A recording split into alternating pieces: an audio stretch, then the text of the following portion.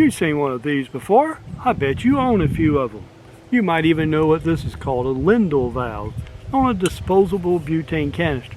Well, it's become popular now not to dispose of them, but to refill them through a number of different adapters or valving that you can do. This is called a B188 Lindal valve. That's the proper designation for it. But I'm going to show you how to make this a lot more productive than you've seen it before. I bet you have one of these. It is a propane converter. This turns it into a Lindal valve. This is for the large tanks of butane that go in certain stoves and blowtorches and things like that. And it also has a Lindal valve.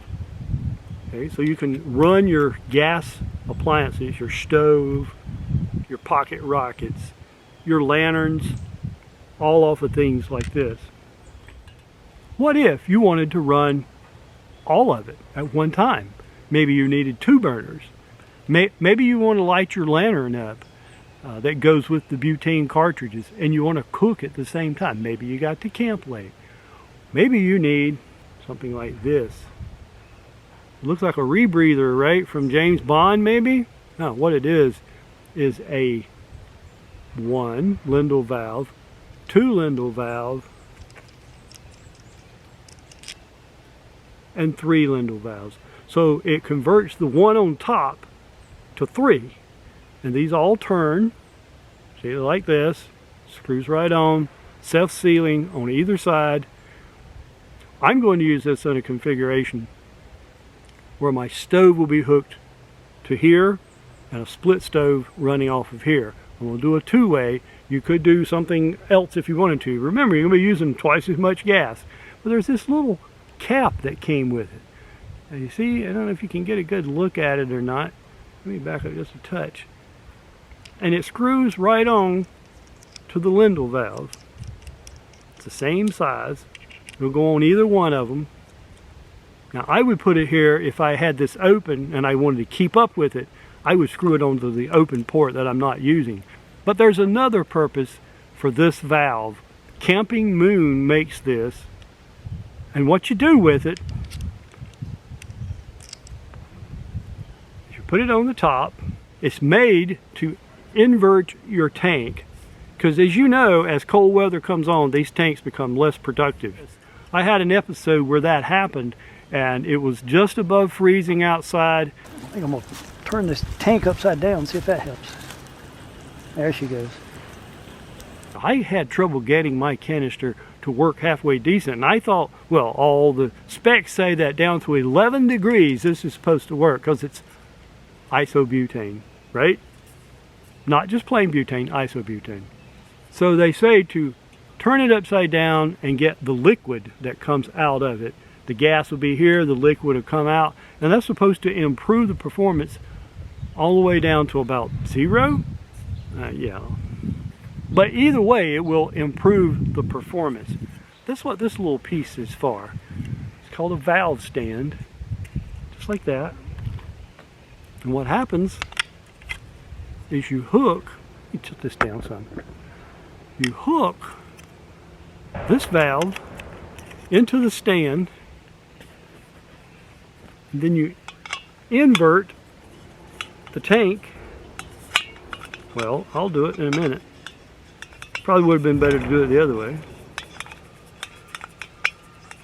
There's always something going on if you're anywhere near a weight. Okay.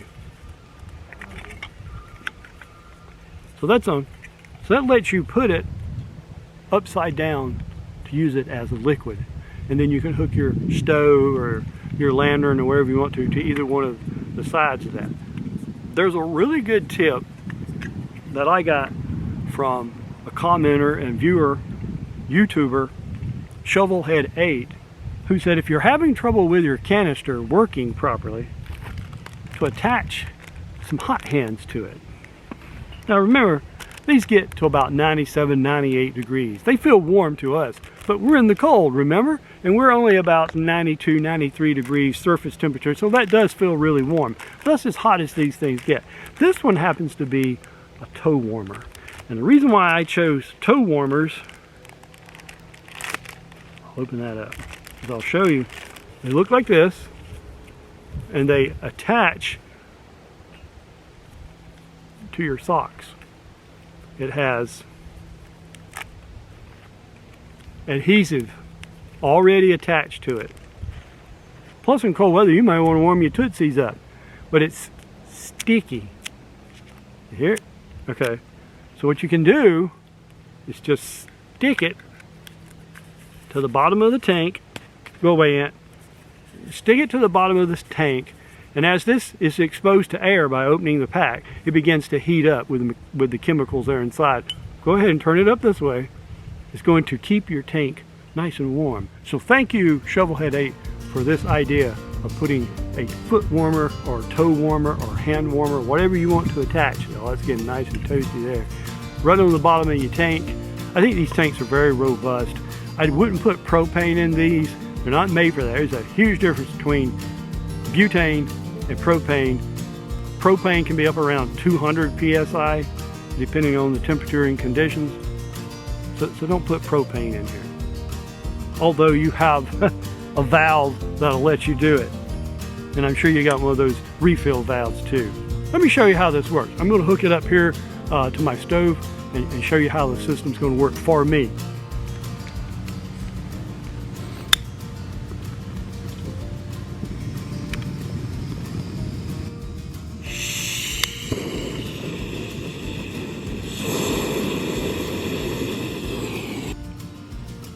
Okay, so there you have it. You have this one operating in the middle.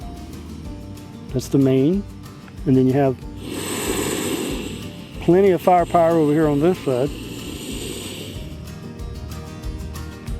So there you have a three-way connector for your Lindal valve isobutane gas tank, where you can hook up multiple units at one time to cook on. Now that may not be new tech to you, but it's new to me, and I really like it because sometimes you want to boil some water, or you want to have something else cooking, or you need a lantern to cook by. Either way, it gives you a lot of options on a very small piece of equipment that can really help you out in a pinch. Thank you for being with me today. Come back next time when I show you our Spam Timber cookout on this setup right here. Thanks for watching. See you then. Like and subscribe if you can, and leave a comment. It's a wild world, so get out there, and thanks for watching.